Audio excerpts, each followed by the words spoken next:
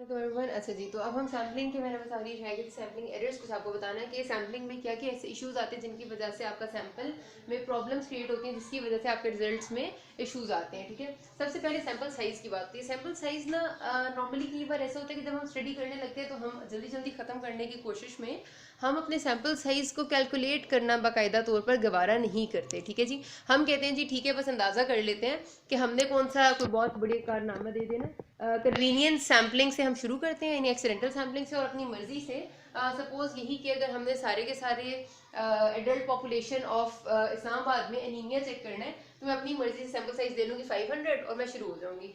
ज़रूरी ये होता है अगर आप सैंपल साइज कैलकुलेट कर लेंगे तो आपको ज़्यादा अच्छा सा एक तो पता चल जाएगा कि भाई आपको कितना एक्चुअली रिक्वायर्ड है। उसके लिए दो तीन चीज़ें ज़रूरत होती है, मैं आपको अलग वीडियो में बताऊंगी। और दूसरा, जितना बड़ा सैंपल साइज आप लेते हैं ना अपनी पॉपुलेशन के हिसाब से, उतने अच्छे आपके रिजल्ट्स आते हैं। अगर आपकी टोटल पॉपुलेशन 10,000 की है, सपोज कर लेते हैं, ठीक है, 10,000 people are total in your population, और उसमें से आप सिर्फ और सिर्फ 200 या 300 लोगों पे रिसर्च स्टडी करके अपने रिजल्ट्स, और वो भी 200-300 ऐसे हो सकते हैं शायद आपने रैंडम सैम्पलिंग से लिए भी ना हो, फिर आप 10,000 पे रिजल्ट्स को जनरलाइज करेंगे तो फिर ये ज्यादती होगी।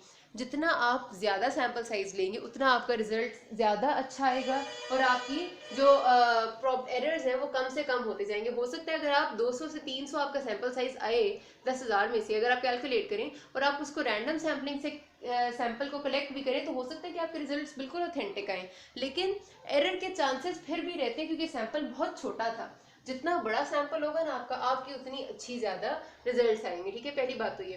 फिर हमारे पास जाहिर सी बात है कि ऑब्जर्वर वेरिएशंस होती हैं। ऑब्जर्वर में भी अगर सपोज कि मैं और मेरी एक फ्रेंड मिलकर रिसर्च कर रहे हैं और हमने करना ये है कि हमने हर किसी का ब्लड प्रेशर चेक करना है उसमें, या फिर हमने हर किसी की कोई भी ऐसी चीज चेक करनी है जिसमें आपकी पर्सनल इवेल्युएशन इन्वॉल्व है। ठीक है, अब मैं अगर बीपी चेक करती हूँ तो मेरा सपोज ये कि जाहिर है मैं अलग पर्सन हूँ, मेरी फ्रेंड एक अलग पर्सन है, हमारी दोनों की जो वेरी ऑब्जर्वेशन है वो डिफरेंट है।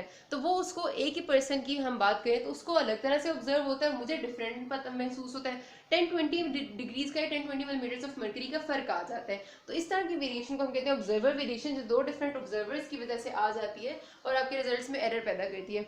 ऑब्जर्वर वेरिएशन में भी ये होती है intra observer variation. Intra observer का मतलब ये होता है कि आप एक ही ऑब्जर्वर है लेकिन उसको भी दो डिफरेंट तरह की रीडिंग्स नजर आ रही हैं। अब उसकी दो तीन तरह की बातें हो सकती हैं। हो सकते हैं, देखिए, मैं एक दफा मैंने एक पेशेंट का लिया बीपी, अभी मैंने लिया, ठीक है, और मैंने 2 मिनट बाद दिया तो मुझे डिफरेंट महसूस हुआ। जरा सा डिफरेंट इस वजह से हो सकता है कि हो सकता है पहली बार में मैं ज्यादा कॉन्शियस थी, मैंने कॉन्शियसनेस में और तरह का हल्का सा डिफरेंस आ गया। दूसरी बार में मैं थोड़ी सी उतनी ज्यादा कॉन्शियस नहीं थी, मेरे दिमाग में कोई और बात चल रही थी, तो वो हल्का सा 5 डिग्रीज का या 5 मिलीमीटर ऑफ मर्करी का फर्क आ गया। या हो सकता है कि उस पेशेंट में ही कोई 5-1 मिनट में उसने कोई ऐसी सोच उसके जहन में आई जिसने अचानक से उसका बीपी हाई कर दिया और वो चेंज हो गया।